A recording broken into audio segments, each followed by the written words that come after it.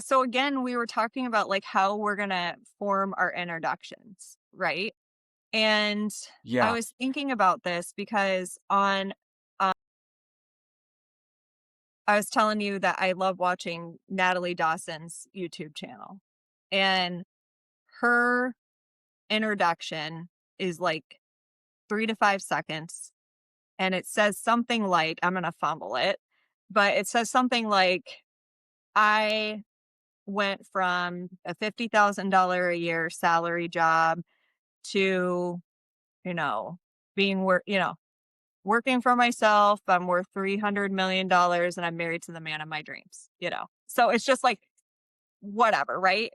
I feel like it shouldn't just be, I'm Josh, I'm a lead gen expert or whatever. It should be, what did you what actually makes you the expert Yeah. in 3 to 5 seconds.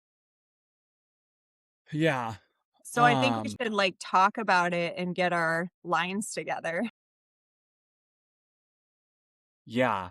Well, and do you think eventually we're going to go to like, like for example, with like Rogan, when he starts his podcast, he has his like little intro type, woo woo woo thingy. Yeah. Um, I I know think that Brian was a will great be able to representation. woo, woo. I think Brian will be able to like play something and then it's just like and then Okay. we are in. Yeah. Um, I'm trying to think what I would want to do. Cause yeah, it needs to be quick, and I don't want it to be like cliche, like, um, That's yeah, I why I don't tried know. to say something like, I'm Sandi Lyn Burnett. I, CEO of my real estate company. Um, I scaled a national I scaled a national brokerage to 7 states in 7 months. And then it should be just like, I'm known for like my I don't know. Just like I really need to wrap it up quickly after that, but something I very, like that though. yeah, Yeah, I like that. I think that whole scale the brokerage from 7 to 7 states in 7 7 states in months. 7 months. I like Okay. that. Um, Should I say Marine Corps veteran at all? I don't think it hurts anything. I guess Because the it's like question on is one hand, they're gonna Google us, like you said. yeah, On the other hand, but does saying this stuff every day on video until we have an intro, does that help our cash when they start to Google us? The more we say it on video, is that what's going to pop up for us? So does it help to say that? I don't know. yeah. So, yeah, I don't know. And I think the other question is too, by saying that, if you only have 3 to 5 seconds, is there anything else that takes away your ability to say that's, Yeah. you'd want to say as well? So what about, because that's obviously, I get what you're saying, but way too long. So after 10 years in real estate and seeing everything that, agents weren't, something like that, I started a brokerage, which I scaled to 7 states in 7 months. We're still going strong. My co-host here, and you're like, hey, I'm Josh, like something like that. Right. Yeah. And I think if you are going to go first, then I can kind of take what you say and kind of try to make it similar with my intro. How do I toss the ball over to Josh after threats of burning my house down? Clip. Yeah. I And had then no you're like choice. looking off screen and there's like a little bit of a gun barrel coming in. Oh, that would be funny. Um, yeah, I think I'm trying to think. I'm I think Josh. like Inman, you know, you're a national speaker. Yeah, I'm trying to think what my so if I go so your intro and then hey, I'm the co-host Josh. No, I don't like that. Mm-mm. I think yeah, I'm And I Josh. and I don't even I think you're gonna say I'm Josh, but by the way, I don't think I'm gonna even say my real estate company. I'm gonna say a national brokerage, like something like that. By the way, Yeah. just a Yeah. I'm yeah, so if you say that, maybe I'll just say, I'm Josh. I'm the director of advancement at a national brokerage. I'm an Inman contributor, lead gen consultant. Over the last 4 years, my specialty has been making real estate brokerages and teams more profitable through better lead generation services or something. But if you also say a national brokerage, now it sounds like we're trying to like overly hide it and be ridiculous, right? So, Okay. I mean, don't you think? But see, What? name the pain point because really quickly you could say that. Like I joined or I connected with Sandi. Like, how did we even get connected? Like, it could tie in. I'm actually at Sandi's brokerage because I thought the Midwest needed something like blah, blah, blah. I'm an admin, blah, blah, blah, lead gen, director of advancement. Now I'm director of advancement at this brokerage. I'm lead gen. Yeah.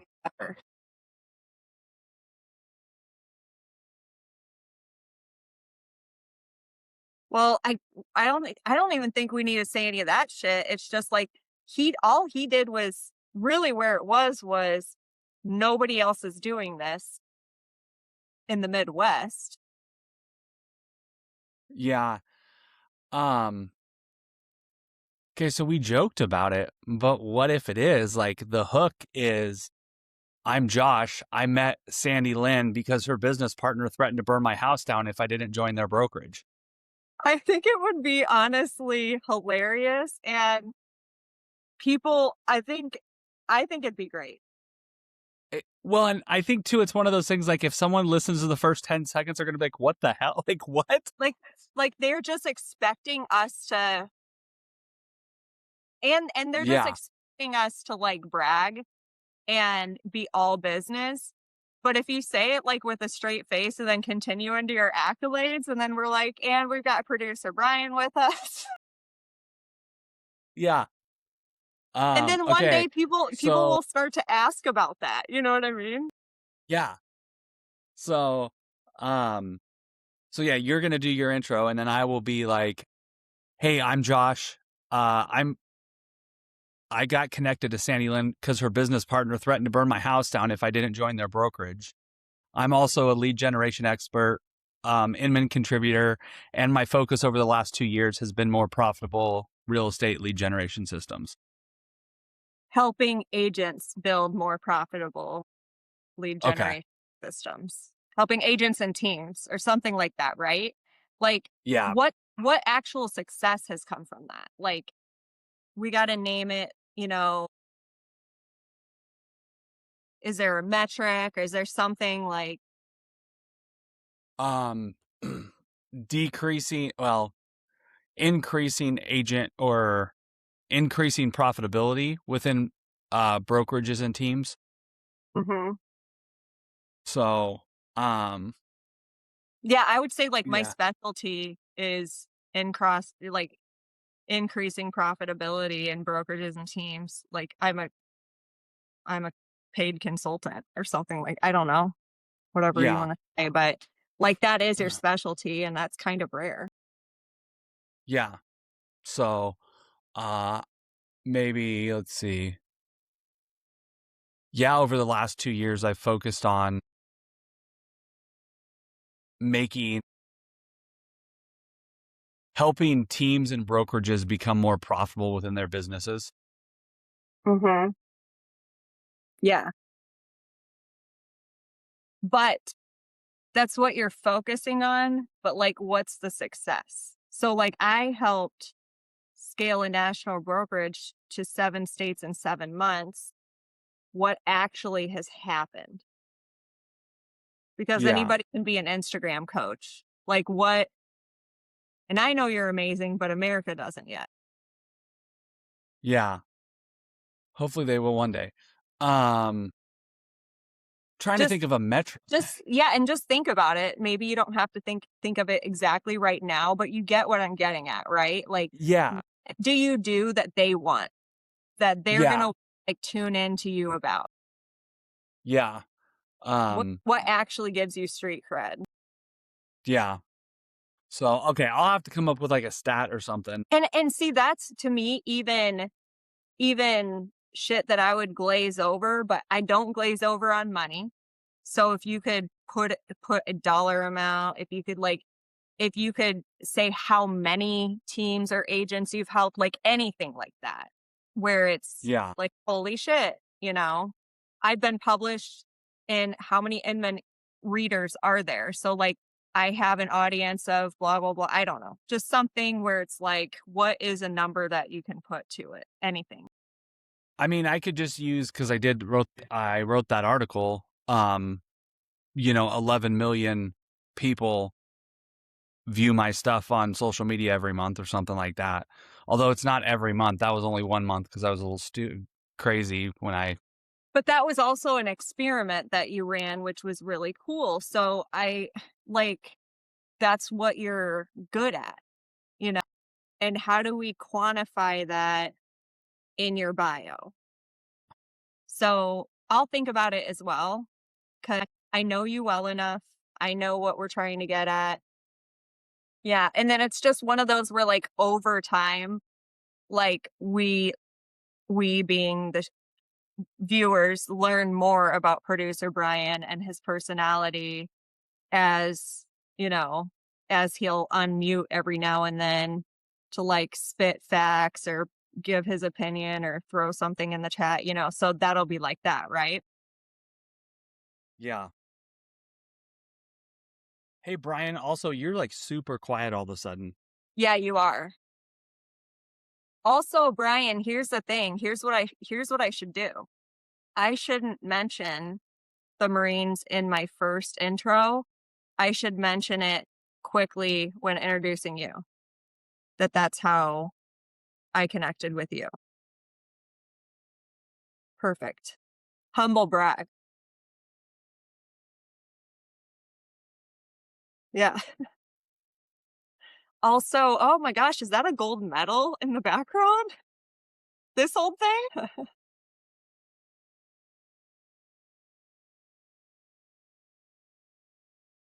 The other thing that I noticed too with those clips, um, is it sounds like when they do those, they run them through like a secondary, some type of sound thing, because yesterday we would hear your like fan click on Sandi Lyn, but I didn't hear that in any of the clips.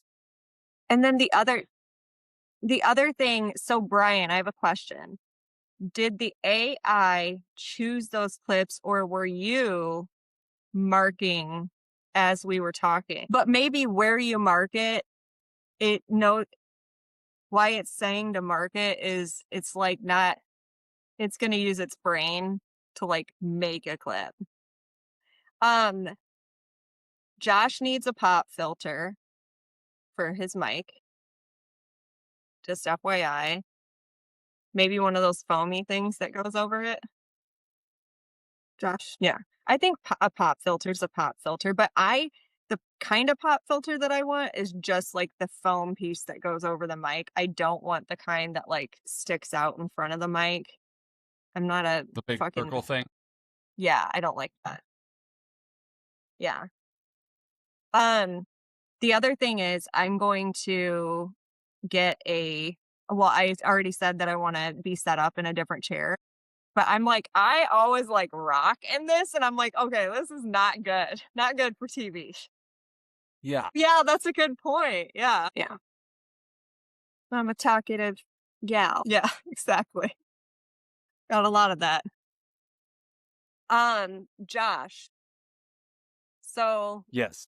let's talk about real estate for a few minutes and see if we can get any type of content. Okay. Actually, I saw let me see if I can find it real quick. There was an article. I know what it was. In Inman, Mr. Ryan Serhant basically came out and said by 2030, I believe, that there would only be 5 brokerages in the whole country. Really? I Because he said there would only be 2, him and Compass. So now there's 5. Who's he saying now? I heard something. Well, and I think, so originally when he was making that statement at like the Inman conference, he said Compass and then Serhant, or is that the name of his brokerage? I don't even know. I Yeah. think so. No, it's Um, Serhant, period. period. Okay. Period. Don't forget the Um, Sir Serhant. Period. But then I read something else where he was talking about, there was going to be like 5, and that was it, and that was all that the country could withstand were 5 mega brokerages. Um, I'm like, to me, this is a Gary V like Hail Mary social media thing where if he gets it right, he'll have a lot of clout. But I'm just not thinking that's realistic. I mean, to me, that's a big charge. What are your thoughts on that? Obviously, with your experience building a nationwide brokerage, you kind of have, more insight to that than I do. But I think that's craziness. And I Okay. have some reasons why. What are your thoughts? So I do think that I do think it's a little much of him to make that statement. I agree with you that, he's trying to garner attention and then like future attention, right? Almost like Yeah. future fate. However, I will say that building this brokerage has been a lot harder than I thought it would be. I honestly thought I would just come in and dominate immediately, and I'm actually surprised. I'm like, "Yeah, they said it would be hard, but, like, they like, I this is harder than I thought it would be." So, so that's one reason that maybe, and then I have another reason that maybe, and that's because nobody is creative anymore. They're all doing the same fucking model over and over and over again and just kind of tweaking it slightly and copying off of each other. And they're all trying to go public and they're all trying to be a lottery ticket and they're all an MLM and so that's the other reason where it's like, well, maybe because why would you could have this black Model T over here or this black Model T by this company. Why would there be more companies? So maybe he could be right, but I'm gonna bet if I'm gonna bet my money's going on he's wrong. So those are my thoughts. Yeah. Well, and I think personally, um, I think we can all agree that the real estate model, brokerage model, whatever you want to call it, is changing greatly. And we're going away from like the franchise models. And we're seeing that like right now, a lot of companies, Keller Williams, for example, they're really struggling. Prior to the Compass acquisition, anywhere, their whole portfolio of brands were all really struggling with that old school franchise type model. So I think I agree with him. That was one thing I agreed with him on, is that we're definitely seeing a shift. The problem that I have with the whole 5, and maybe he just meant like 5 major brokerages with smaller regional ones or something.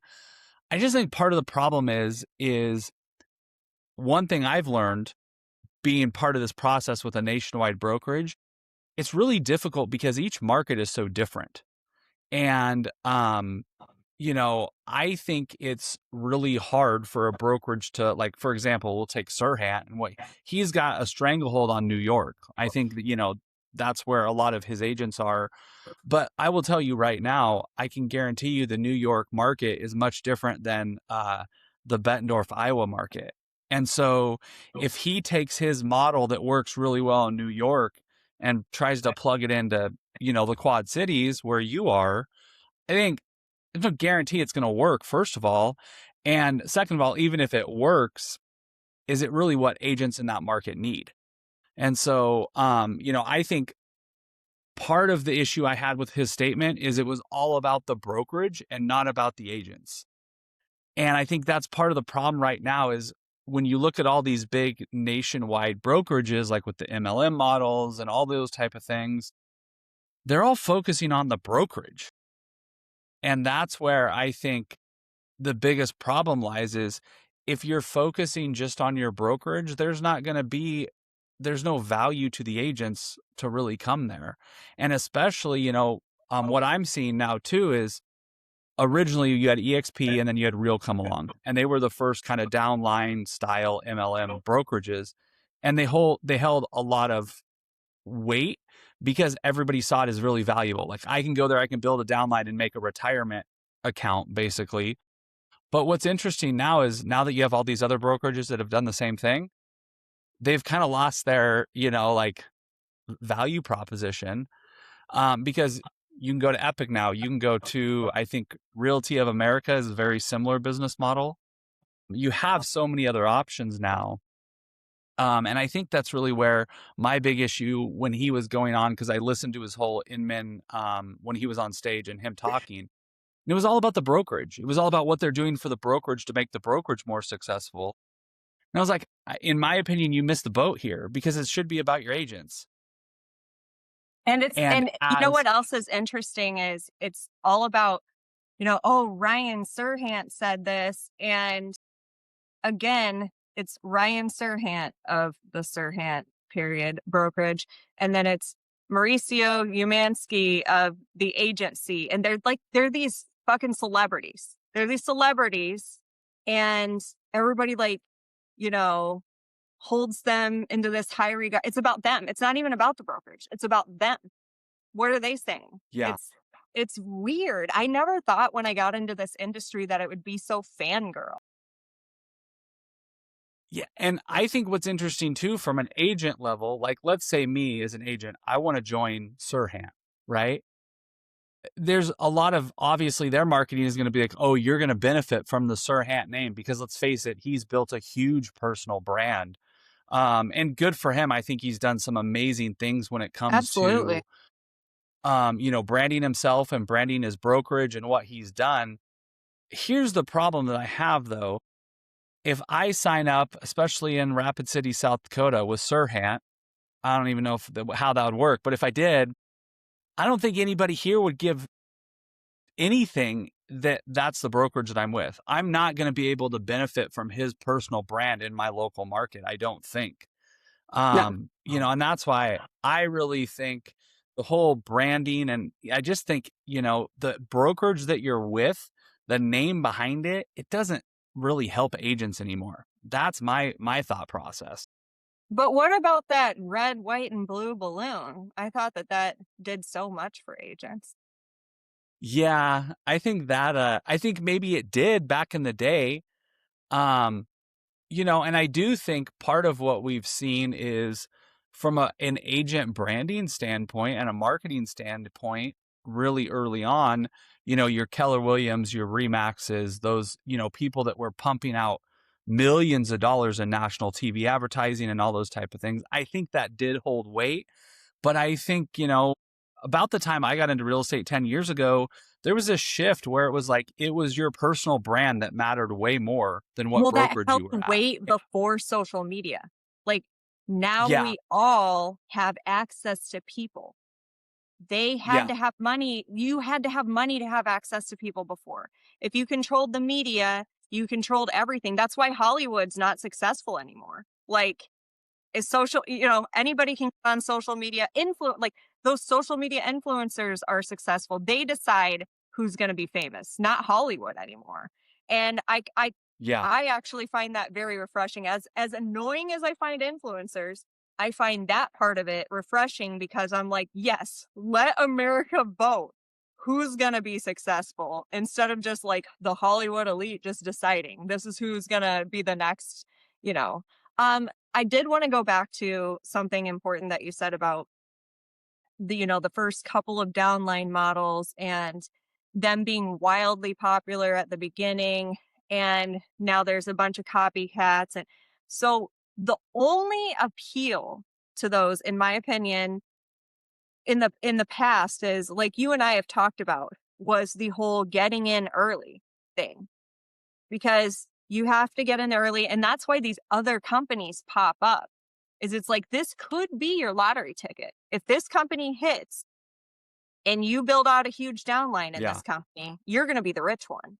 And you're getting an EXP now. If you join EXP or if you join Real, you're getting in way too late.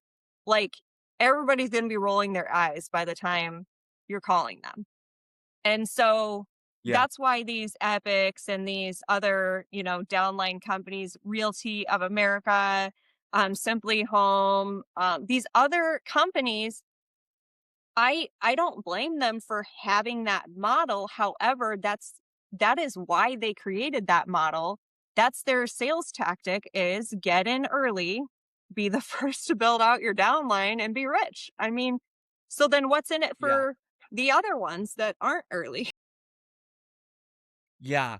Well, and I'm a firm believer that brokerage model is a great model for short-term success, but not long-term domination. Because what we're seeing like with EXP now is like the rev share model that they have is not sustainable because of where they've grown, and I think like especially in my market, it's funny because, we have not very many agents in my market. And the people that have signed up with EXP, they're like, well, there's no agents to recruit. And so they can't even build a downline. And so I do think it's kind of market dependent, but I think those brokerage models are really, in my opinion, unsustainable. Um, because they're just at some point that rev share money needs to be put back in the company to allow the brokerage to continue to grow. And especially Well like you well, said, so when they were invented, EXP said we give half of our revenue back to the agents. Sounds great on paper, but now these companies are bragging, we give 70%, we give 80% back to the agents. Well, how do you A, expect to go public with bragging about those numbers, or expect people to yeah, buy your fucking public stock with those numbers? And then B, like how are you going to survive? And then just I've learned so much from you, Josh, when you're like, what's your exit strategy? Like what like how do you get out of that as an owner? Who would yeah. buy that brokerage? Yeah, it's not, I mean, and I think the theory was, well, we'll have outside investors, once we go public, they're going to be the ones in that. And I will give, uh, Glenn, I forget his last name now, but Stanford. the EX, yeah. I'll give him credit. He was the first to do it. And because he was the first to do it, he pulled it off very well and it was very profitable for him. Oh yeah. Um, but the problem is like subsequent IPOs just haven't worked. And I think the interesting thing about it is there's a lot of companies now that really, since Real has gone public, there's been a lot of real estate companies that have floated and like threatened to go public, but no one else has. And I think it's just really showing that the investors have kind of also realized like, wait a second, there's nothing here of value really with this company. It's Well, like all like based you on taught me, agent, Josh, what is their asset? What's a brokerage's asset? you know, Yeah, and I always like to compare it to you have a software company in Silicon Valley that the software at any point, which makes them valuable, can just get up, walk out the door, and go to the company next door.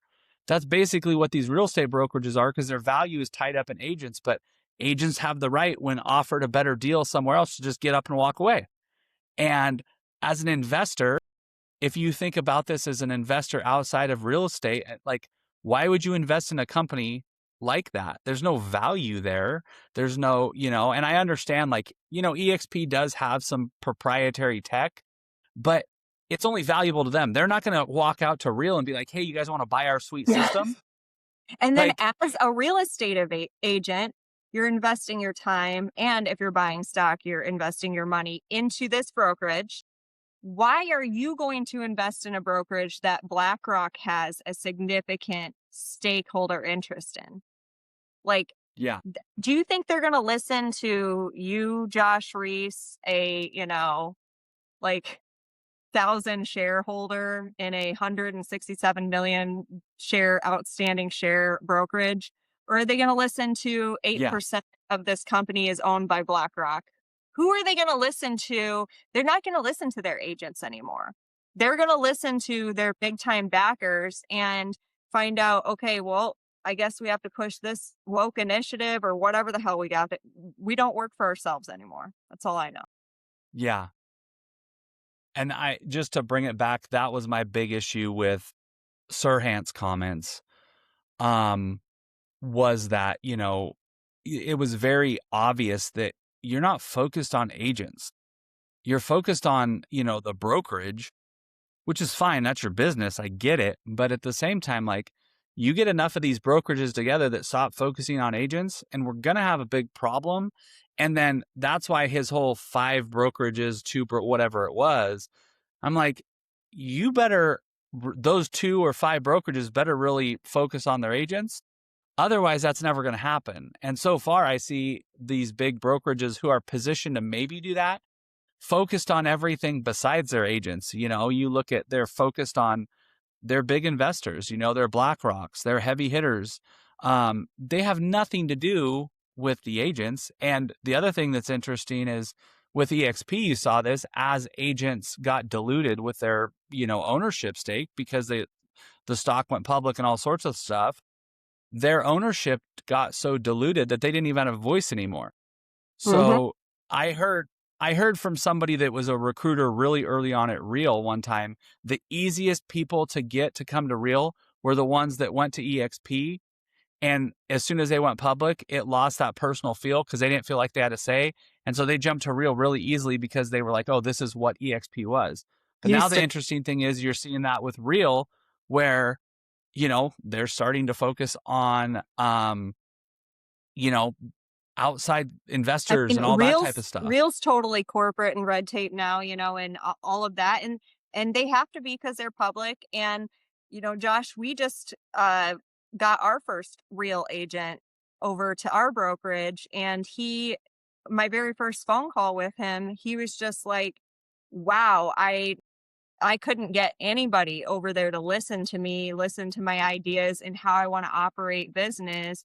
I couldn't get anybody on the phone to do this." And then we designed like a whole program around him being able to run his acquisitions business. And I feel that is how the real estate game should be played. Again, designing it around the agents, doing it right. Like, obviously, we can't accommodate everybody and everything, but you know what? I'll give you a conversation about it, or one of my people will. Like, we will hear you out at a minimum. He's like, I couldn't get anybody on the phone. I couldn't get anybody to hear me out. Like, that's crazy to me. Yeah. So, Well, but I think, and you see it, like I just was talking to somebody that they're with Real, great agent, and they have a team, so they kind of have a downline built into with their team. Um, but they were telling me that like Real is going to, before you can call your managing broker, you have to go through their AI platform and everything now. And like to me, that screams to me we're focusing on our investors and our profit margins more than our agents, because we're now going to push our agents to go through an automated AI chat bot before they can get help from their managing broker. And mhm. to me, that just screams like that's not focusing on your agents. That's Well, focusing also, on like, the how profit long is it margins. going to take? And sometimes time is very much of the essence. And Yeah. I don't remember, I'll remember it in a minute, but it was one of those big brokerages where somebody could not, oh, it was one of the 2 big brokerages we've been talking about. I don't wanna, like, actually name them, because an agent that I had a call with said that she was trying to get a hold of her managing broker. She went in their virtual office, for, try and ask him a question, and she starts talking. He's right there, and he says, my office hours are at from 9 to whatever. It's 8:55. Yeah, like, don't fucking talk to me, basically. And so Yeah. she had to wait 5 minutes and then he's like, "Okay, how can I help you?" Like, what the fuck? Talk about an awkward 5 minutes. Agents pay these brokerages thousands of dollars a year. Yeah. So anyway, I think this was a great little session. Yeah. Yeah.